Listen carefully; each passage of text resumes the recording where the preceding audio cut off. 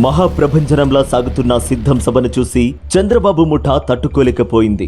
జగన్ కు వస్తున్న ప్రజాదరణను చూసి నారా లోకేష్ అసహనానికి గురై బోండా ఉమాను ఉపయోగించి సీఎం జగన్ పై దాడికి పాల్పడ్డారు. దాడి జరిగిన తర్వాత ఇదంతా నాటకమంటూ బుకాయించారు. ఏవో కట్టుకథలు అల్లారు. సీతారామాంజనేయుల ఆధ్వర్యంలో ఆర్గనైజ్డ్ గా సానుభూతి కోసం చేపించుకున్నటువంటి దాడి చేసింది ఆళ్లే, చేయించింది ఆళ్లే, ఎదుటి వాళ్ళ మీద చెప్పేది ఆళ్లే. ఇదంతా ప్రభుత్వానికి తెలిసి ఇదంతా జగన్మోహన్ రెడ్డి కనుసన్నలో పాత్రదారులు వెల్లంపల్లి టీను, కేసినేని నాని వీళ్ళిద్దరూ అక్కడే ఉండి జగన్మోహన్ రెడ్డి కంటికి తగిలిన రాయి ఇతనికి కాలు మీద పడితే కంటికి తగిలిందని ఇతను పెద్ద కట్టుకట్టాడంటే ఎంత డ్రామాలు ఆడుతున్నాడో అర్థమవుతా ఉంది. సెంట్రల్ నియోజకవర్గంలో కుర్రోడు కారణం కూడా చెప్పాడు. మా అన్నా క్యాంటీన్ తీసేసాడు, వాళ్ళ ఇంటి పక్కనే అన్నా క్యాంటీన్. ఆ కోపంతో చీకట్లో ఒక రాయి ఇసిరాడు. అది సీఎం కు తగిలింది.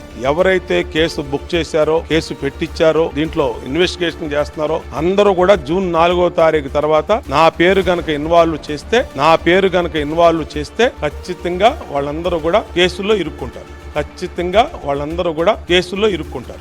ఎల్లోదండు వాస్తవం ఒప్పుకుంది. దాడి జరగడం వాస్తవమేనని ఒప్పుకున్నాడు బోండా ఉమా.